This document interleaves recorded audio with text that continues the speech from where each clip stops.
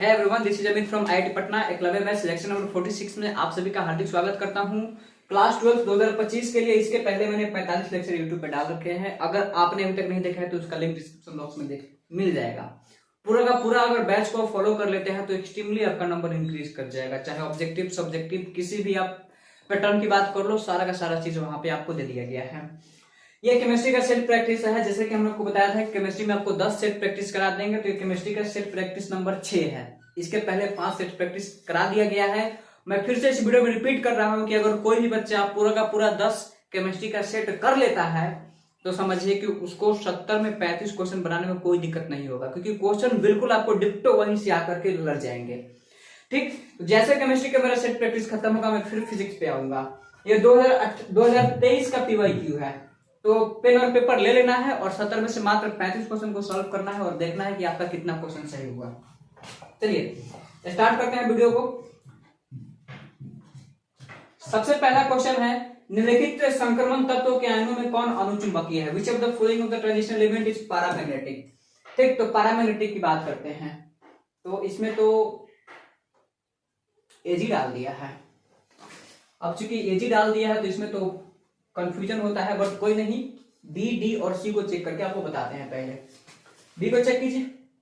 Copper है, परमाणु संख्या 29, आर्गन हो गया 3d10 4s1, Cu+2 है तो आर्गन हो जाएगा, और एस में से एक इलेक्ट्रॉन और डी में से एक इलेक्ट्रॉन जाएगा 3d9।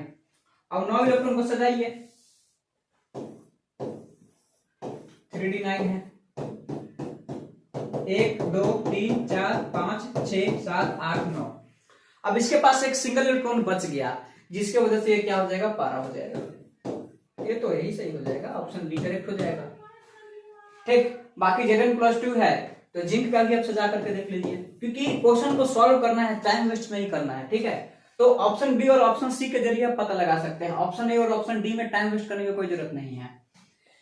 तो Zn+2 चार्ज होता है तो जिंक का होगा 3d10 4s2, और 2 इलेक्ट्रॉन गैप कर देंगे तो ऑर्गन और 3d10। अब यहाँ डी का पूरा का पूरा ऑर्बिटल भरा हुआ है, इसमें सब इलेक्ट्रॉन पेयर्ड है, इसीलिए ये जो डी है ये Zn+2 है, ये हो जाएगा डाया, ये भी हो जाएगा डाया, ये भी हो जाएगा डाया। ठीक, तो यही पारा है, तो so Cu+2 is paramagnetic and option B is correct. Next, निम्नलिखित में से किसे मुद्रा धातु कहा जाता है? बहुत ही इंपॉर्टेंट क्वेश्चन है। कॉपर, सिल्वर और गोल्ड को मुद्रा धातु कहा जाता है, ऑप्शन सी करेक्ट हो जाएगा। नेक्स्ट, समन्वय अभियुक्त के लिए सबसे पहला महत्वपूर्ण सिद्धांत किसने दिया था? देखिए वार्नर ने दिया था। Warner who give the first important theory of the coordination compound? Warner का था, प्राइमरी वैलेंसी और सेकेंडरी वैलेंसी। ठीक है, primary valency and secondary valency. Answer Warner हो जाएगा, ऑप्शन सी करेक्ट हो जाएगा। प्राइमरी वैलेंसी और सेकेंडरी वैलेंसी के बारे में बताया था। निम्नलिखित में कौन एक द्वितीयक लवण का उदाहरण है? ठीक, द्वितीयक लवण कहने का मतलब होता है डबल सॉल्ट। तो K4FeCN6 डबल सॉल्ट तो है, लेकिन इसको कॉम्प्लेक्स सॉल्ट कहा जाता है। ठीक है, सॉरी डबल सॉल्ट नहीं है, कॉम्प्लेक्स सॉल्ट है। हमसे तो डबल सॉल्ट ना पूछा गया है। डबल सॉल्ट वो होता है जो आयोनाइज होने के बाद अपना गुण खो देता है। ये जो K4FeCN6 है ये आयोनाइज होने के बाद अपना गुण नहीं खोता है। ठीक, ये पोटासियम होता है जिसको फिटकिरी कहते हैं।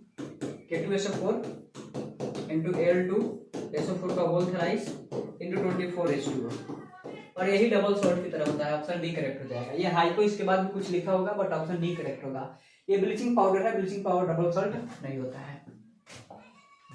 नेक्स्ट, निम्नलिखित में से कौन बाइडेंटेट लिगेंड है? देखिए इथिलीन डाइएमीन को बाइडेंटेट लिगेंड कहा जाएगा, क्योंकि ये इथिलीन डाइएमीन का फॉर्मूला ऐसे होता है और इसके पास दो लोन पेयर होता है डोनेट करने के लिए। ठीक, तो इसको बाइडेंटेट लिगेंड कहा जाता है। इसको शॉर्ट में ऐसे लिखते हैं। पूरा नाम क्या होता है? Ethylene diamine. ठीक है, लिख लीजिए ethylene diamine. So option B correct हो जाएगा। नेक्स्ट, PtC2H4Cl3 माइनस में Pt का ऑक्सीकरण संख्या कितना होगा?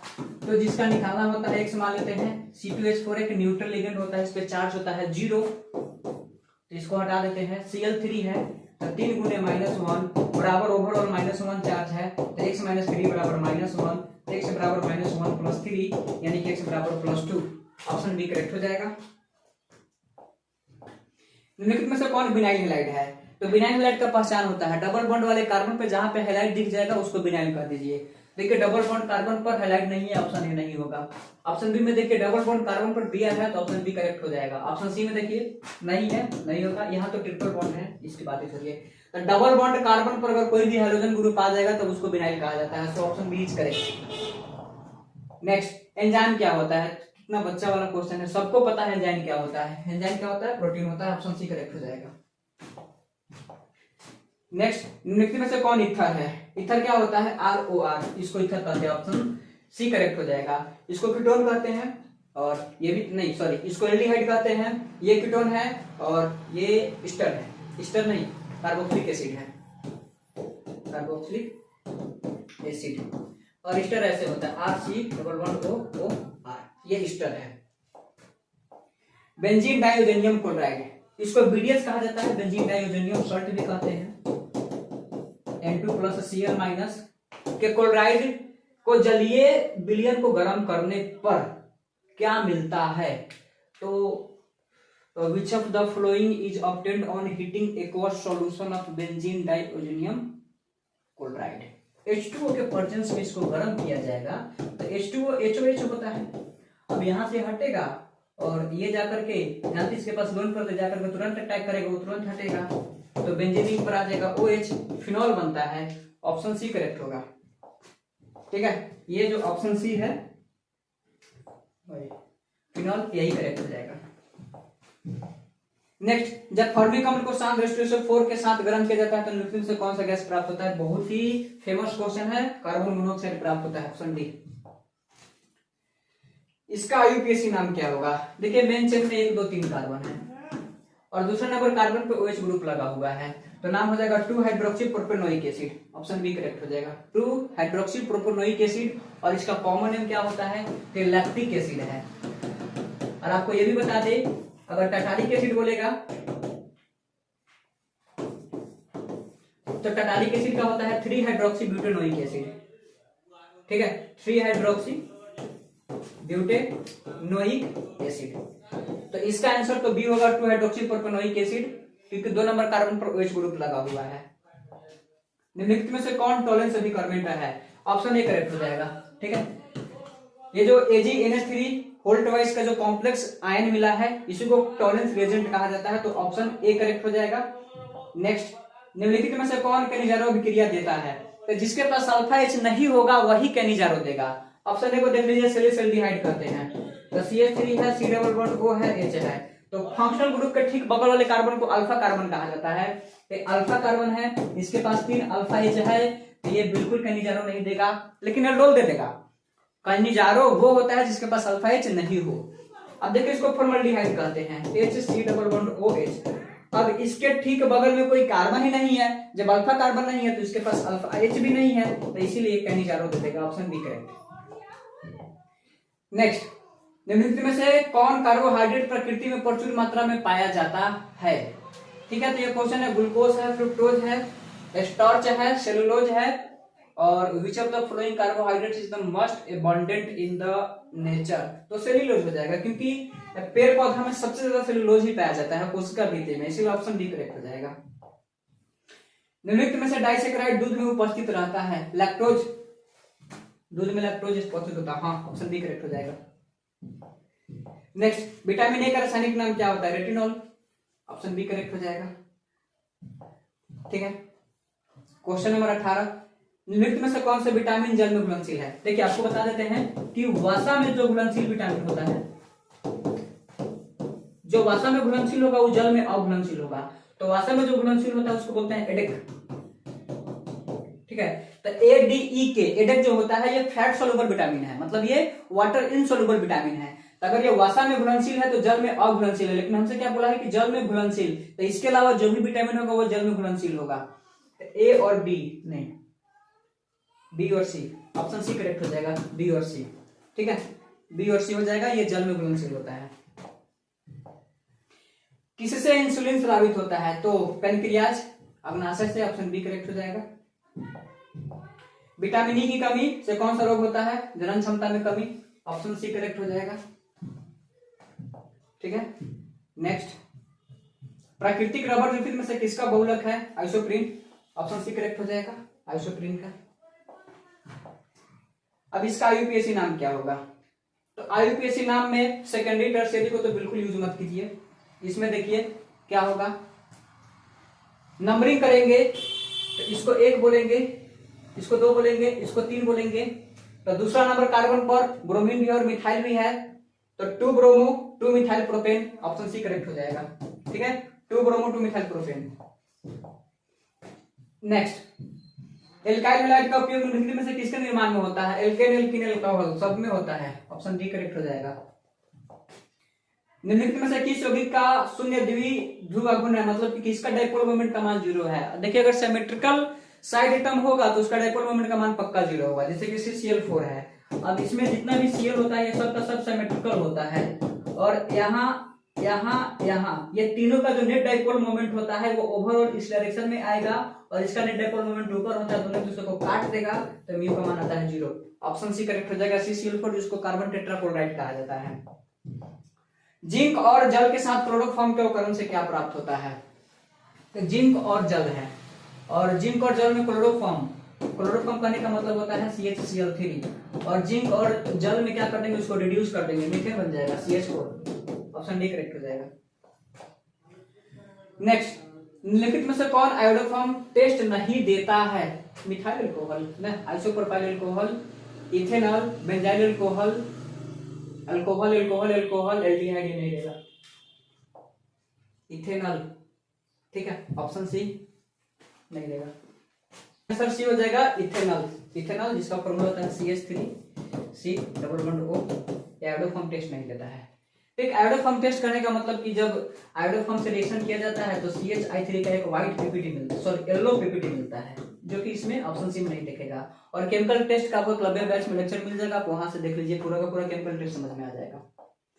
Question number 27, butane two all C और दूसरा नंबर कार्बन पर OH ग्रुप है, एक ऐसा अल्कोहल है। देखिए, इस कार्बन का डिग्री 2 हो जाएगा, तो जिस कार्बन पर OH लगा है अगर उसका डिग्री 1 है तो प्राइमरी, 2 है तो सेकेंडरी, 3 है तो टर्शियरी, ये सेकेंडरी अल्कोहल हो जाएगा। ऑप्शन डी करेक्ट हो जाएगा। नेक्स्ट, निम्नलिखित में से कौन जल में घुलनशील है? जिसमें हाइड्रोजन बॉन्डिंग बनेगा वो जल में घुलनशील होगा, इसमें बनता है क्योंकि OH है। ऑप्शन ए करेक्ट हो जाएगा। रीजन क्या है? Hydrogen bonding. नेक्स्ट, क्रिस्टल तंत्र की कुल संख्या कितना होता है? क्रिस्टल सिस्टम 7 प्रकार का होता है, monoclinic, triclinic, hexagonal, rhombohedral, cubic और भी होता है। निम्नलिखित में से कौन सहसंयोजक ठोस है? डायमंड हीरा कोवैलेंट होता है, जिसको नेटवर्क सॉलिड भी कहते हैं। किसी धातु की the coordination number of a metal crystallization is a hexagonal cross packing में कोऑर्डिनेशन नंबर कितना होता है? 12 होता है। HCP में कोऑर्डिनेशन नंबर का मान कितना होगा? 12। ऑप्शन डी करेक्ट होगा। नेक्स्ट, कौन आइडियल सॉल्यूशन नहीं है? Benzene plus toluene, methyl alcohol plus ethyl alcohol, chloroform plus acetone, और carbon tetrachloride plus silicon tetrachloride. जिसमें आइडियल सॉल्यूशन करने का मतलब होता है जो राउल्ट के नियम को पालन नहीं करता होगा। तो इसमें एक वर्ड होता है, केमिस्ट्री एक वर्ड होता है, लिक्विड सॉल्यूशन में बताया जाता है, लाइक डिसॉल्व्स लाइक, मतलब जो जैसा है वो उसी के साथ घुलना पसंद करेगा। अगर पोलर है तो वो पोलर के साथ रहना पसंद करेगा, नॉन पोलर है तो नॉन पोलर के साथ रहना पसंद करेगा। तो चूंकि क्लोरोफॉर्म जो होता है ये नॉन पोलर होता है, और एसीटोन जो होता है ये पोलर होता है। तो नॉन पोलर और पोलर, तो नॉन पोलर पोलर मतलब कि ये राउल्ट के नियम को पालन नहीं करेगा, तो इसलिए ऑप्शन सी करेक्ट हो जाएगा। अगर पोलर प्लस पोलर हो तो उसको बोलते हैं आइडियल, अगर non polar plus non polar हो तो उसको बोलते हैं आइडियल, अगर एक पोलर और दूसरा नॉन पोलर तो वो नॉन आइडियल हो जाता है। तो ऑप्शन सी करेक्ट हो जाएगा। निम्नलिखित में से कौन अर्थ पार्क में झिल्ली से निकल पाते हैं? ठीक है, ब्लैक कणु होता है। सॉल्वेंट पार्टिकल जो होता है वो रिवर्स ऑस्मोसिस में, परासरण में जो होता है वो अर्थ पार्क में झिल्ली से निकलता है। यदि 18 ग्राम ग्लूकोज को 1000 घोलक में मिलाया जाता है तो उस घोल को क्या कहते हैं? मतलब कि मोललता निकालना है, कितना बार बताया गया है। ग्लूकोज का फॉर्मूला होता है C6H12O6, इसका आणविक द्रव्यमान होता है 180 AMU। अब इसका मोल निकालिएगा तो ग्राम में दिया हुआ द्रव्यमान 18 है, आणविक द्रव्यमान 180 हो जाएगा, आंसर हो जाएगा 0.1 मोल। और घोल का द्रव्यमान दिया हुआ 1000 केजी, 1000 केजी का मतलब होता है 1 केजी। अब इसका मोललता निकालेंगे तो फॉर्मूला होता है विलेय का मोलों की संख्या जो कि है 0.1 डिवाइड बाय विलाय का द्रव्यमान इन केजी जो कि दिया हुआ है 1, इसका आंसर होगा 0.1 मोलल। तो ऑप्शन बी इज करेक्ट। ठीक, नेक्स्ट, निम्नलिखित में से किसका क्वथनांक सबसे अधिक होगा, किसका बॉइलिंग पॉइंट सबसे ज्यादा होगा? तो जिसका डेल्टा टीबी का मान सबसे ज्यादा होता है उसका बॉइलिंग पॉइंट भी सबसे ज्यादा होता है। तो जो डेल्टा टीबी होता है इसका फॉर्मूला होता है water factor I into KV into molality. तो वाटर फैक्टर आई का मान जिसका जितना ज्यादा होगा उसका डेल्टा टीबी का मान उतना ही ज्यादा होगा और वहां से बॉइलिंग पॉइंट उतना ही ज्यादा मिलेगा हमें। तो वाटर फैक्टर जो होता है वो directly proportional to number of moles होता है। तो ग्लूकोज जो होता है C6H12O6, ये ना तो एसोसिएट होता है ना ही डिसोसिएट होता है, तो इसमें n बराबर 1 हो जाएगा। और जल होता है H2O, एक मिनट, हाँ जल जल जल सब तो जल ही है, लेकिन जल में ग्लूकोज है फिर ये सुक्रोज है C12H22O11, इसको तोड़ेंगे तो C6H12O6 का 2 अणु मिलेगा, 2 मॉलिक्यूल मिलेगा, यानी कि यहां से n बराबर 2 हो गया। सोडियम क्लोराइड है NaCl। अब ये प्रॉब्लम वाला क्वेश्चन आएगा क्योंकि इसमें भी n बराबर 2 है और रेडियो तो खैर टूटता नहीं है। अब किसको टिक किया जाएगा? तो चूंकि सोडियम क्लोराइड और सुक्रोज है, दोनों में मास किसका ज्यादा होगा? सुक्रोज का ज्यादा हो जाएगा, तो ऑप्शन बी करेक्ट हो जाएगा। नेक्स्ट, निम्नलिखित में किसके ऑक्सीकरण से एसीटोन प्राप्त होता है? तो किसका ऑक्सीडेशन करा देंगे तो एसीटोन प्राप्त हो जाएगा? तो 3 कार्बन किसमें है? इसमें है, ऑप्शन सी करेक्ट हो जाएगा। सेकेंडरी अमीन का क्रियाशील मूलक क्या होता है? नाइट्रोजन पे 2 R लगा होना चाहिए, ऑप्शन ए करेक्ट हो जाएगा। ये प्राइमरी है, इसका डिग्री 0 होगा और NH3 प्लस है तो NH4 प्लस होता है, इसको क्वाटरनरी नहीं, इसका भी कोई डिग्री नहीं होगा। 38, इसका आईयूपीएसी नाम क्या होगा? तो आईयूपीएसी नाम लिखने के लिए प्रोपाइल एमीन नहीं, प्रोपेन 1 एमीन, प्रोपेन 1 एमीन नहीं होगा क्योंकि मेन चेन में 3 कार्बन है। Propane 2 amine, option C correct हो जाएगा। मेन चेन में 1 2 3 कार्बन है तो दूसरा नंबर कार्बन पर NH2 लगा हुआ है, तो propane 2 amine, option C. Next, primary amine की अभिक्रिया ग्रिग्नार्ड रिएजेंट से कराने पर निम्नलिखित में से कौन सा यौगिक बनता है? प्राइमरी एमीन कहने का मतलब होता है RNH2। ठीक, अब प्राइमरी एमीन है, इसका रिएक्शन कराएंगे ग्रिग्नार्ड रिएजेंट के साथ RNGX। सेकेंडरी एमीन मिल जाएगा, ऑप्शन सी। निम्नलिखित में से सबसे प्रबल क्षारीय कौन है? विच of the following is the most basic? अब देखिए इसमें कहीं भी एक्वस सॉल्यूशन का बात नहीं किया है, तो इसलिए अब इसमें देखेंगे कि कौन लोन पेयर जल्दी डोनेट करेगा। ठीक, चूंकि एक्वस सॉल्यूशन आता तो उसके बाद अलग हो जाता। अब ये एनिलीन है, एनिलीन बेंजीन रिंग पर NH2 लगाने से मिलता है, इसका लोन पेयर तो रेजोनेंस में बीजी हो जाएगा, तो ये बिल्कुल करेक्ट नहीं होगा। अब NH3 है, इसका लोन पेयर फ्री होता है, बट यहाँ और यहाँ देखिए इसमें केवल यही बोला है कि पहचान कीजिए, इसमें एक्वस सॉल्यूशन नहीं बोला है, इसलिए यहाँ पर स्टेरिक हिंड्रेंस की हम चर्चा नहीं करेंगे। तो इसमें ये है 3 डिग्री अमीन और ये है 2 डिग्री अमीन। और 3 डिग्री अमीन में क्या होता है कि एक CH3 यहाँ मिलेगा, एक CH3 यहाँ मिलेगा, एक CH3 यहाँ मिलेगा और यहाँ पे लोन पेयर है, ये इसको प्लस आई देगा, यहाँ से भी प्लस आई लगेगा और यहाँ से भी प्लस आई लगेगा, तो तीनों तरफ से उसको इलेक्ट्रॉन मिल रहा है, तो यहाँ पर नाइट्रोजन लोन पेयर जल्दी डोनेट करेगा as compare to this and this, इसीलिए ऑप्शन सी करेक्ट हो जाएगा।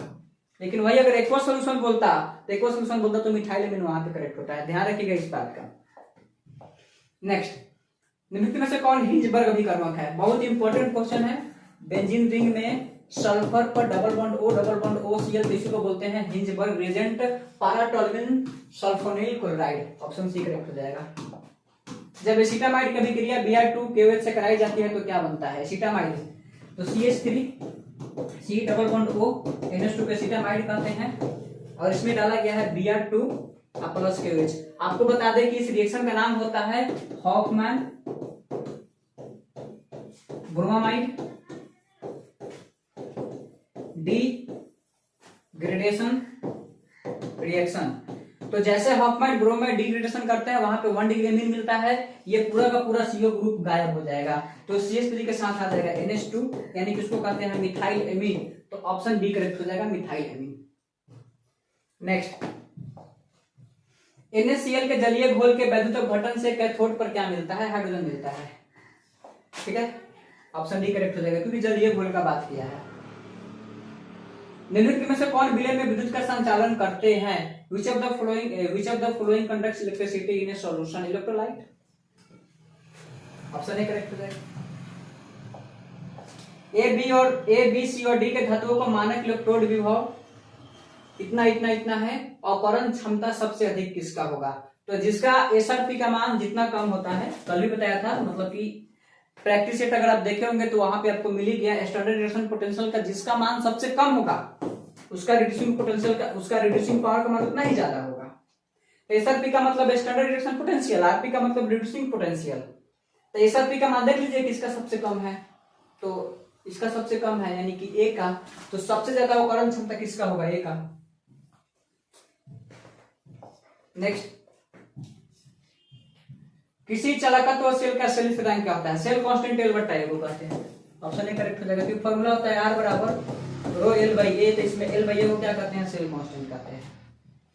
रासायनिक अभिक्रिया 2a प्लस बी गिव्स सी के द्वारा को निरूपित में से किसके द्वारा निरूपित किया जाता है? तो देखिए अगर इसका आप लिखिएगा आर को आर, तो यहाँ पर 2 है तो -1/2, मतलब यहाँ पे जो भी रहता है उसका ठीक रेसिप्रोकल ले लेते हैं और निगेटिव लगा देते हैं। dA by dt बराबर -1/1, dB by dt बराबर +1/1, dC by dt। अब देख लीजिए -1/2 dA by dt सही है, -dB by dt सही है, प्लस dC by, इनमें से सही हो जाएगा, ऑप्शन डी करेक्ट हो जाएगा, क्योंकि ये तीनों के तीनों जो टर्म लिखे हुए हैं ये भी रेट ऑफ रिएक्शन को बता रहा है, ये भी रेट ऑफ रिएक्शन को बता रहा है और ये भी रेट ऑफ रिएक्शन को बता रहा है, इसलिए ऑप्शन डी करेक्ट हो जाएगा। ठीक, नेक्स्ट, एक रासायनिक अभिक्रिया के वेग समीकरण को निम्नलिखित रूप से निरूपित किया जाता है। यदि ए के साधारण को स्थिर रखकर बी का साधारण 3 गुना कर दिया जाए तो फिर उसका वेग कितना गुना हो जाएगा? देखिए आर बराबर लिखा हुआ है k into concentration of A into concentration of B का स्क्वायर। अब क्या करेंगे कि ए के कंसंट्रेशन को कांस्टेंट रखेंगे और बी के कंसंट्रेशन को 3 गुना कर देंगे, तो नया जो रेट होगा उसको आर डेस मान लेते हैं, तो k इंटू ए का कंसंट्रेशन एस्टीज है और बी के कंसंट्रेशन को 3 गुना कर देंगे, मतलब 3b का स्क्वायर कर देंगे, तो k हो जाएगा और a हो जाएगा और ये हो जाएगा 9 और कंसंट्रेशन ऑफ बी का स्क्वायर इक्वेशन 2 इक्वेशन 1। अब इक्वेशन 1 में जैसे इक्वेशन 2 से डिवाइड करेंगे तो ये सब कट जाएगा, तो बच जाएगा 1/9, यानी कि जो नया रेट होगा वो पुराने रेट का 9 गुना हो जाएगा। ऑप्शन डी करेक्ट हो जाएगा। ठीक है, 9 गुना। नेक्स्ट, किसी रासायनिक अभिक्रिया का वेग स्थिरांक निम्नलिखित में से किस पर निर्भर करता है? तो रेट कांस्टेंट जो होता है वो हमेशा टेम्परेचर पर निर्भर करता है। ऑप्शन ए करेक्ट हो जाएगा। ठीक, अगला क्वेश्चन, लोहे का मुख्य ऑक्साइड का क्या नाम है? हेमेटाइट। ऑप्शन बी करेक्ट हो जाएगा, हेमेटाइट। निम्नलिखित में से किसमें ऑक्सीकरण संख्या निम्नलिखित में से किसमें ऑक्सीजन का ऑक्सीकरण संख्या +2 है? तो देखिए यहाँ पे F2O है, तो फ्लोरीन जो होता है वो -1 ऑक्सीडेशन नंबर को हमेशा शो करता है, ये कभी भी अपना ऑक्सीडेशन नंबर को चेंज नहीं करता है, तो इसीलिए यहाँ पर 2 × -1 और O पर मान लेंगे चार्ज x बराबर 0, तो x - 2 बराबर 0, x बराबर +2, so option A is correct. Next, निम्नलिखित में से कौन रेडियो एक्टिव उत्कृष्ट तत्व है? ठीक है, रेडॉन हो जाएगा। ऑप्शन डी करेक्ट है, रेडियो एक्टिव एलिमेंट होता है। Which of the following is a radioactive noble gas? इसका आंसर डी हो जाएगा। नेक्स्ट, निम्नलिखित में से किस उत्कृष्ट गैस के द्वारा सबसे ज्यादा युक्त बनाया गया है? By which of the following noble gas the maximum number of compounds have been formed? Xenon। Xenon के ढेर सारे मॉलिक्यूल मिलते हैं, XeF4 हो गया, XeF2 हो गया, फिर मन करता है तो ये ऑक्सीजन के साथ भी बॉन्डिंग बना देता है, बहुत सारे मिलते हैं। निम्नलिखित में से कौन ध्रुवीय है? मतलब which of the following is a polar compound? तो जिसका डाइपोल मोमेंट का मान 0 नहीं होता है उसको पोलर कहते हैं। अब देख लेते हैं किसका डाइपोल मोमेंट का मान 0 नहीं है। S डबल बॉन्ड O है, तो सल्फर है और डबल बॉन्ड है, लेकिन यहाँ पर आता है लोन पेयर। SO3 है, डबल बॉन्ड है, BF3 है, CO2 है। देखिए यहाँ पे म्यू का मान 0 होगा, यहाँ पे म्यू का मान 0 होगा, यहाँ पर म्यू का मान 0 होगा, क्योंकि सिमेट्रिकल एलिमेंट है और म्यू का मान 0 हो जाएगा। लेकिन जहां कहीं पर भी सिमेट्रिकल हो अगर लोन पेयर आ जाता है तब वहां पर म्यू का मान 0 नहीं होता है, तो mu is not equal to 0, क्योंकि यहाँ पर लोन पेयर आ गया है और लोन पेयर आ गया तो इसका कुछ ना कुछ डाइपोल मोमेंट आ ही जाएगा। So option A is correct होगा। नेक्स्ट क्वेश्चन, Cu प्लस 2 का इलेक्ट्रॉनिक विन्यास क्या है? सबसे स्टार्टिंग में ही आया था, क्या हो जाएगा? अब कॉपर का इलेक्ट्रॉनिक विन्यास होता है, एक्सेप्शन है आर्गन 3d10 4s1 और Cu प्लस 2 की बात होगी तो आर्गन और S में से एक इलेक्ट्रॉन चला जाएगा, D में से चला जाएगा तो 3d9 कहां गया? Argon 3d9, option C correct हो जाएगा। किसमें ईस्टर बॉन्ड है? Terylene, nylon, Teflon, bakelite.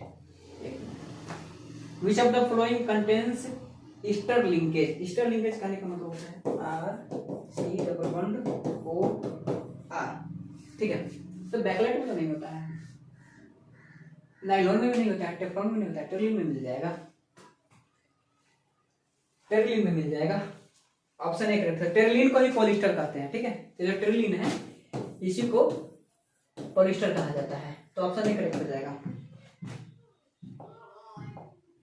निम्नलिखित में से कौन ताप दृढ़ प्लास्टिक है? विच of the following is a thermosetting plastic? ये सही है, बैकलाइट होगा, ऑप्शन बी करेक्ट। निम्नलिखित में से कौन पॉलीएमाइड है? ठीक है, पॉलीएमाइड नाइलॉन 6,6 में पॉलीएमाइड बनता है, ऑप्शन बी करेक्ट हो जाएगा।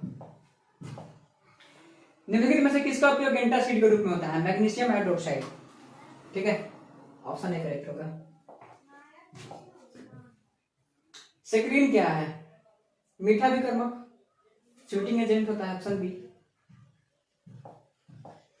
निम्नलिखित में से किसका उपयोग साबुन के रूप में होता है? C17H35 COONA, ठीक है, C17H35 COONA। सोडियम के साथ जो बड़े बड़े कार्बन के एसिड होते हैं वो जाकर के सॉल्ट का फॉर्मेशन करते हैं, उसको सोप बोलते हैं, साबुन बोलते हैं। निम्नलिखित में कौन प्रतिऑक्सीकारक है? ठीक है, एंटीऑक्सीडेंट की बात बोला है, लेसिथिन भी है, सिट्रिक एसिड भी है, विटामिन ई भी है, इनमें से सभी आंसर होगा। प्रथम कोटि के अभिक्रिया के लिए अर्ध आयु का जो मान होता है वो मतलब टी हाफ, देखिए टी हाफ जो होता है फर्स्ट ऑर्डर के लिए 0.693/K होता है, तो किसी भी चीज पर डिपेंड नहीं करता है, विवेक स्थिरांक पर निर्भर नहीं करता है, बिल्कुल करेक्ट बात लिखा है। प्रारंभिक सांद्रण पर निर्भर नहीं करता है, ये भी करेक्ट बात है। प्रारंभिक सांद्रण पर निर्भर करता है, ये तो गलत बात है, ठीक है।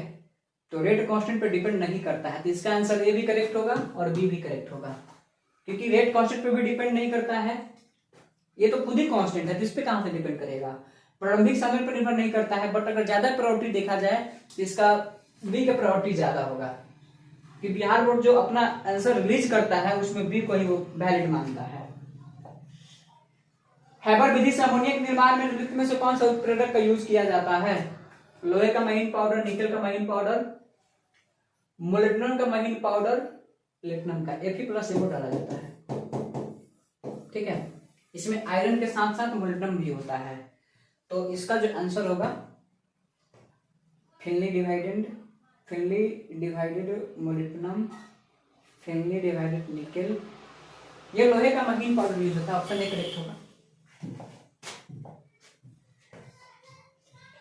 निम्नलिखित में से किस विधि के द्वारा कोलाइडी विलयन को शोधित किया जाता है? कोगुलेस।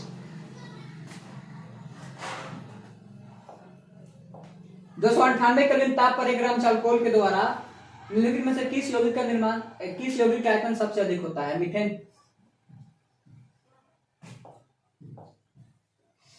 पायरोलुसाइड निम्नलिखित में से किसका अयस्क है? जिंक।